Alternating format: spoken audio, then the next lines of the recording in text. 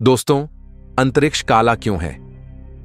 ये एक सिंपल सा सवाल है, लेकिन यह सवाल देखने में जितना सिंपल लगता है, इसकी गहराई में जाने पर यह सवाल बड़े बड़े एक्सपर्ट्स की नींद उड़ा देता है।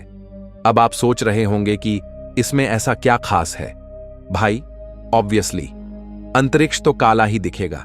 जब दिन में सूरज उगेगा तो हर जगह ब्राइटनेस होगी और रात में सूरज छिप जाएगा तो ऑब्वियस है कि अंधेरा ही होगा। लेकिन दोस्तों, यह इतना आसान नहीं है जितना आप सोच रहे हैं। इस एक सिंपल से सवाल ने पिछले 500 सालों से साइंटिस्ट को हैरान कर रखा है। 1576 में सबसे पहले इस सवाल को पूछा था थॉमस डिगिस ने, जिसके बाद अगले 500 साल तक इस सवाल ने सबका दिमाग हिलाकर रख दिया। अगर आज हम मॉडर्न टाइम्स की बात करें तो साइंटिफिकली यूनिवर्स में कुछ ऐसी दुनिया भी मौजूद है जहां पर नाइट स्काई डार्क नहीं बल्कि रेड है, यानी जहां एक तरह से रात होती ही नहीं। यानी ओल्बर्स पैराडॉक्स की सैर करने पर आप एक ऐसी दुनिया से रूबरू होने वाले हैं जहां सब कुछ चारों ओर रोशनी से भरा है, कहीं कोई अंधेरा है ही नहीं। इंटरेस्टिंग बात यह है कि आप खुद उसी दुनिया में रहते हो और आपको पता ही नहीं। तो आखिर क्या है यह पैराडॉक्स और कैसे यह आपको इसी दुनिया में मौजूद एक नई रोशनी की दुनिया में ले जाता है? दोस्तों, हम जानते हैं कि दिन रात कैसे होते हैं। हमारी धरती गोल है। जब धरती अपनी एक्सिस पर घूमते हुए सूर्य के सामने आ जाती है तब सूर्योदय होने से दिन होता है। वहीं जब घूमते घूमते यही दिन वाला भाग पीछे चला जाए तो धरती के पीछे सूर्य छिप जाएगा और रात हो जाएगी। इस तरह रात के समय में सूरज के नहीं होने से हमारा आसमान काला नजर आएगा। अगर आप भी ऐसा सोच रहे हैं तो रुकिए, अंतरिक्ष काला क्यों है? इस सवाल का जवाब इतना आसान नहीं है, इसलिए हमें चलना होगा इस सवाल की असली गहराई में, जहां मौजूद है एक नया एडवेंचर। रात के समय में हम अंतरिक्ष में असंख्य तारे देखते हैं। यह तारे भी सूर्य की तरह ही रोशनी देते हैं। फर्क इतना है कि यह हमसे अरबों खरबों किलोमीटर दूर है। इन तारों से हमारा आसमान भरा रहता है। मजे की बात यह है कि अगर हमारा ब्रह्मांड हमेशा से एग्जिस्ट करता है और इसका कोई अंत ही नहीं है, तो ब्रह्मांड में अनंत तारे होंगे, जिसका मतलब यह है कि पृथ्वी के चारों ओर अनंत तारे होने से रात का आसमान पूरी तरह तारों से भर जाना चाहिए, चाहे वो हमसे कितने ही दूर क्यों ना हो, क्योंकि इन सभी अनंत तारों की रोशनी हम तक पहुंचेगी, जिससे आसमान में हर एक पॉइंट पर अनंत ब्रह्मांड में मौजूद कोई न कोई तारा दिखेगा ही। इसलिए आसमान पूरी तरह तारों से भरा दिखाई देना चाहिए। उसमें एक भी डार्क स्पॉट नहीं होना चाहिए। यहां आकर आपके सामने खुलती है एक अलग ही दुनिया। अगर अभी तक बात पूरी समझ नहीं आई है तो इस बात को थोड़ा और आसान भाषा में समझने के लिए हम एक एनालॉजी ले सकते हैं। मान लीजिए आप एक घने जंगल में हैं। अगर आप इस जंगल में खड़े हैं तो आपको चारों तरफ पेड़ ही पेड़ दिखाई देंगे। उनके बीच की खाली जगह को उनसे दूर मौजूद दूसरे पेड़ भर देंगे और एक भी खाली स्पॉट नजर नहीं आएगा, जिससे आप उनके पार देख ही नहीं पाओगे। हर जगह पेड़ ही पेड़ दिखेंगे। इसी तरह अनंत ब्रह्मांड में हम जहां नजर डालेंगे वहां कोई न कोई तारा जरूर मौजूद होना चाहिए, क्योंकि तारे अनंत है। इसलिए सभी तारे पूरे आसमान को ढक लेने चाहिए और रात का आसमान पूरी तरह ब्राइट होना चाहिए। आसमान के हर एक पॉइंट पर कोई न कोई तारा होगा। अब आप देख सकते हैं कैसे एक सिंपल सवाल हमें इनफाइनाइट यूनिवर्स के एडवेंचर पे ले जा रहा है। अब दिक्कत यह है कि रियलिटी में ऐसा नहीं है। असल में हम नाइट स्काई में लिमिटेड तारे देखते हैं और नाइट स्काई डार्क है। इसका मतलब हमारे इस ऑब्जर्वेशन के अनुसार ब्रह्मांड सीमित होना चाहिए, क्योंकि सीमित ब्रह्मांड में सीमित तारे हैं, इसलिए नाइट स्काई में लिमिटेड तारे दिखाई देते हैं। तो इस सवाल ने एक और सवाल खड़ा कर दिया है कि आखिर हम कैसे यूनिवर्स में रह रहे हैं? इसकी कोई सीमा है या फिर ये अनंत है? दोस्तों, 1610 ईस्वी में केपलर ने भी यही सोचा और उनका सॉल्यूशन था कि हो सकता है हमारा यूनिवर्स ही फाइनाइट हो, इसमें स्टार्स लिमिटेड हो और यूनिवर्स के बाहर कोई डार्क सर्कल बाउंड्री जैसा हो, जिसकी वजह से हमें डार्कनेस दिखाई देती है। लेकिन केपलर के इस काल्पनिक ब्रह्मांड में दिक्कत ये थी कि अगर हम ऐसा मान लें तो एक सीमित ब्रह्मांड का कोई न कोई केंद्र होगा जहां घनत्व अधिक होगा और यह ग्रेविटेशनली बैलेंस्ड नहीं होगा, कभी न कभी यह एक पॉइंट पे कोलैप्स कर जाएगा। अगर यह लाखों सालों बाद कोलैप्स करेगा तो भी करंटली यूनिवर्स हमें सिकुड़ता हुआ दिखाई देगा। टेलीस्कोप्स के आंखों से देखने पर हमें चारों तरफ से ब्लू शिफ्ट लाइट मिलनी चाहिए, पर ऑब्जर्वेशंस में ऐसा कहीं भी नहीं मिलता है। तो सवाल है, आखिर हम कैसे ब्रह्मांड में रहते हैं? इसका जवाब देने के लिए 1974 में बेनवाट मेंडलब्रोट ने एक नए ब्रह्मांड की कल्पना की। उनका कहना था कि the stars in universe are distributed fractally and not uniformly, यानी कि मेंडलब्रोट के अनुसार यूनिवर्स में तारे एक समान रूप से नहीं भरे हैं, बल्कि कहीं ज्यादा तारों का झुंड है तो कहीं कम तारे हैं।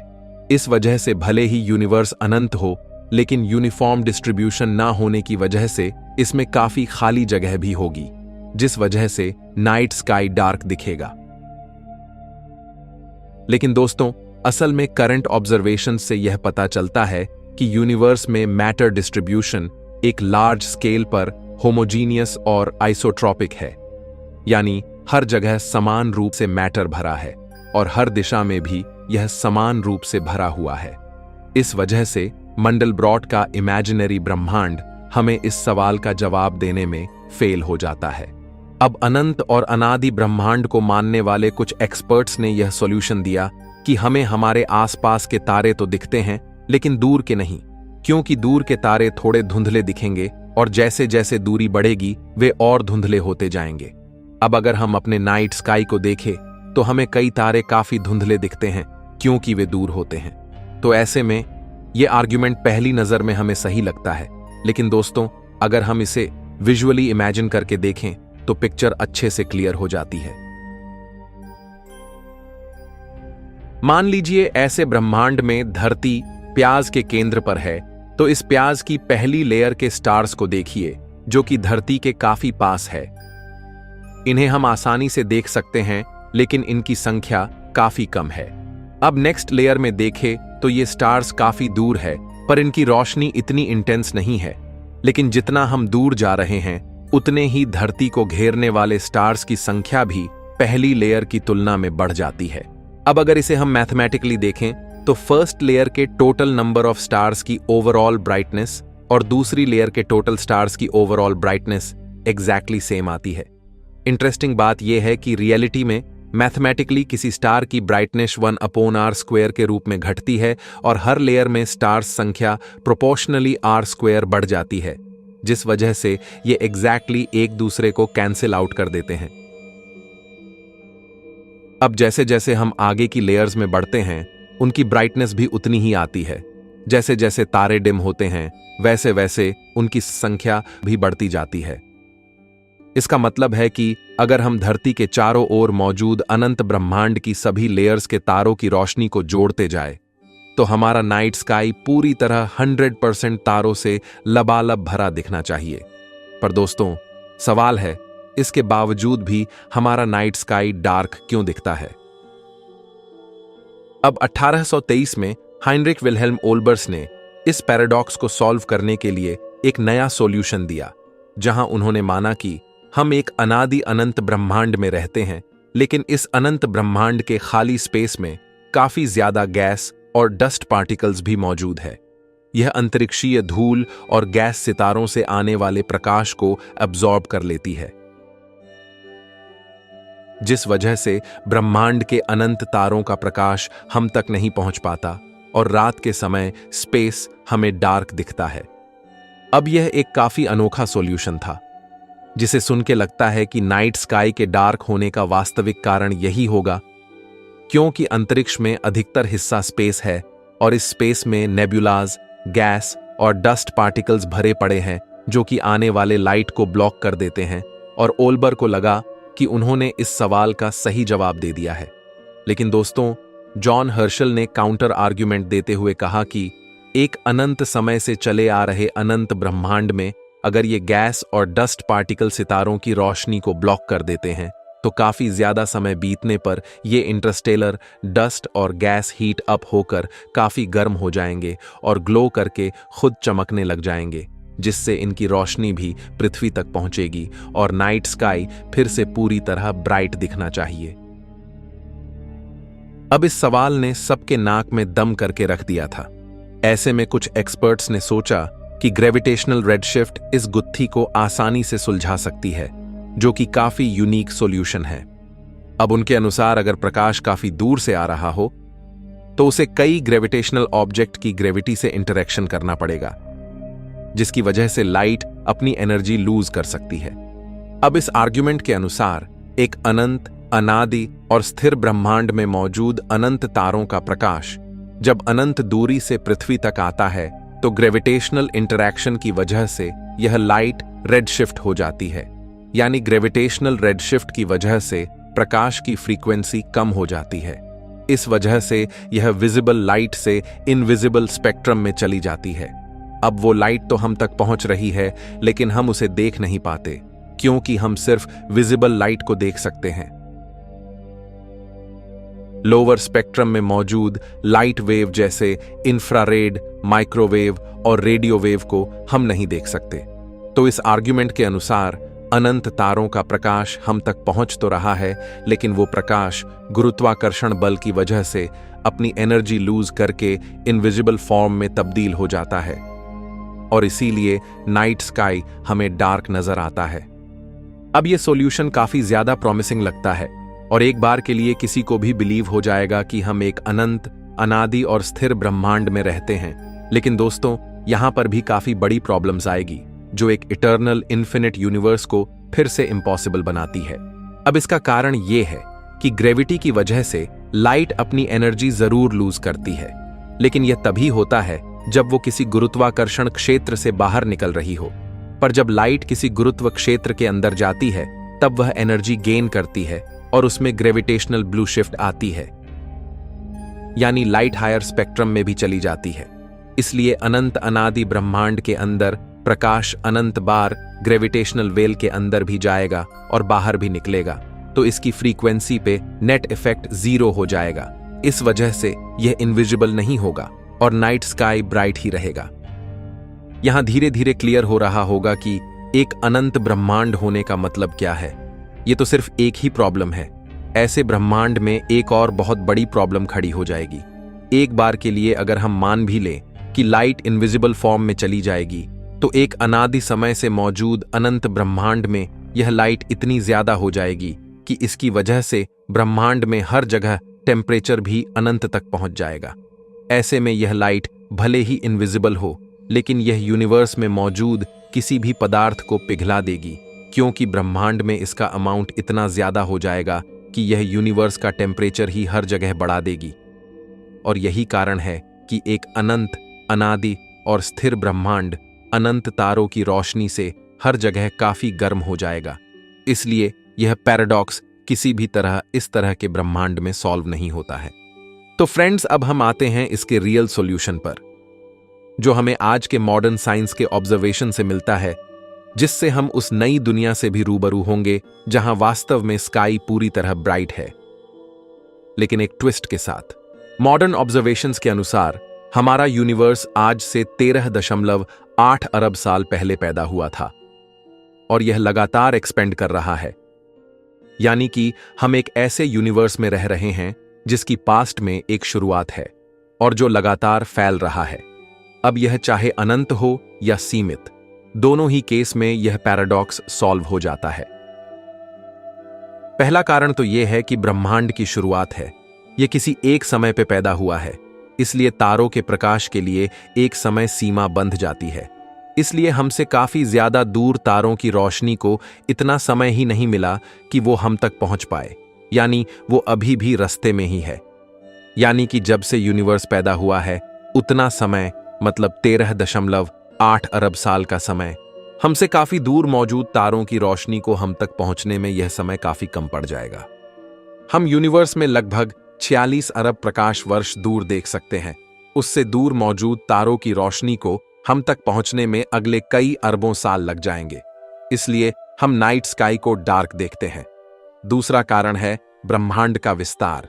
क्योंकि ब्रह्मांड लगातार फैल रहा है, इस वजह से भी तारों की रोशनी हम तक नहीं पहुंच पाती।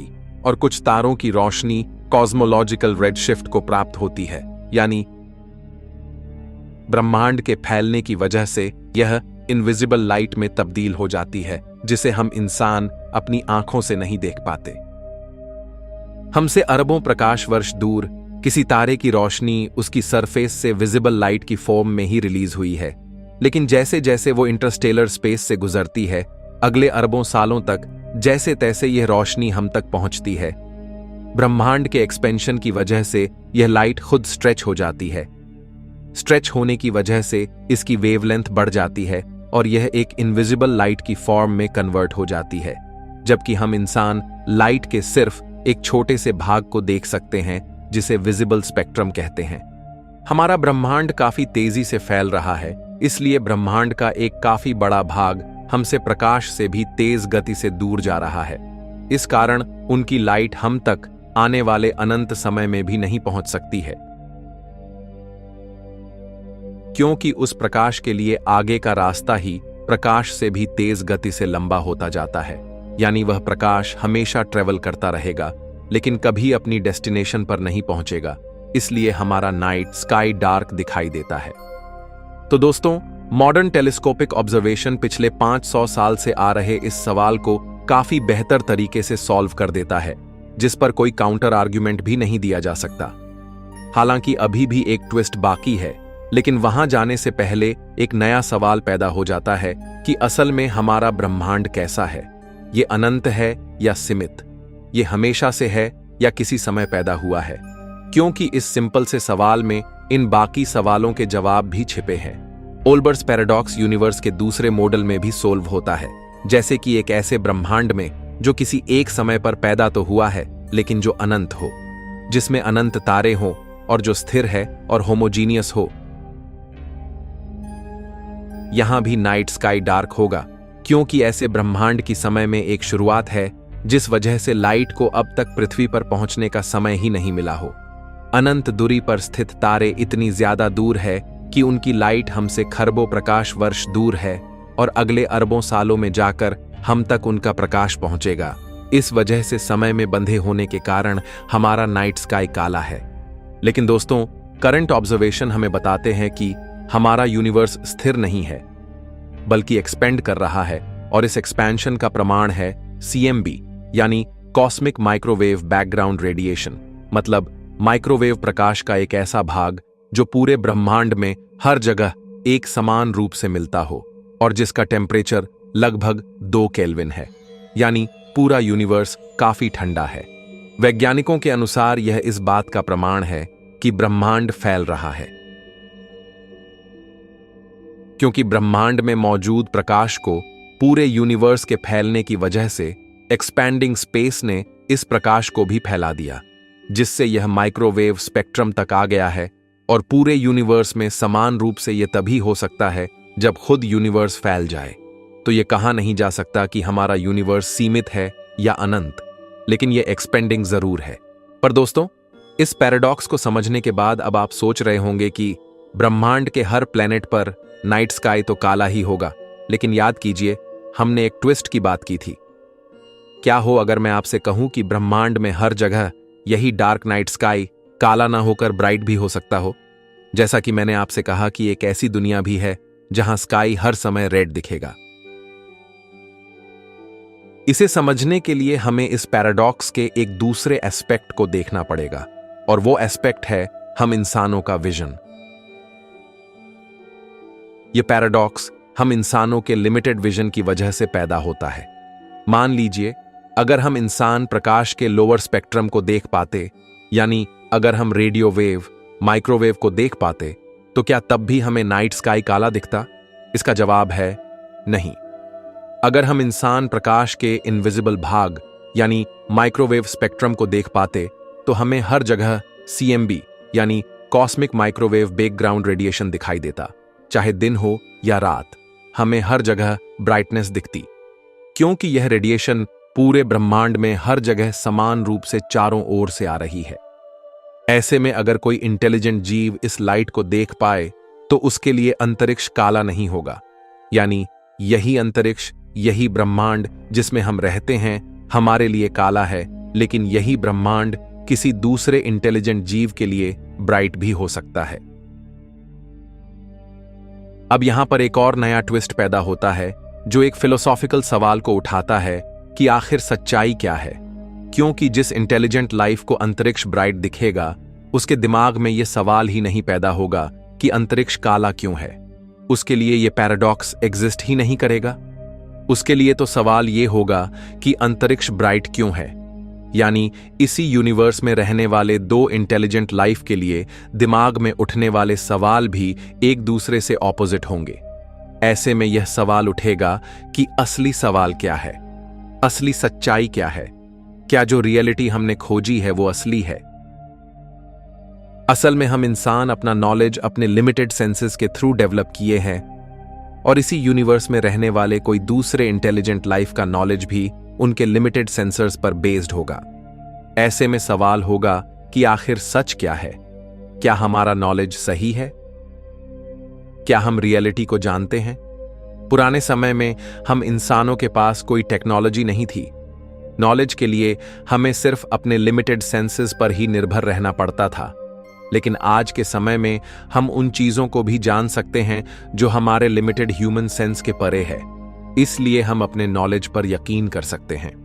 जो नॉलेज हमने अचीव किया है वह हमारी दुनिया में हमारे काम भी आता है, और एक्सपेरिमेंट्स के थ्रू यूनिवर्स से वेरीफाइड भी है, और जितनी भी टेक्नोलॉजी है वह उसी पर बेस्ड है।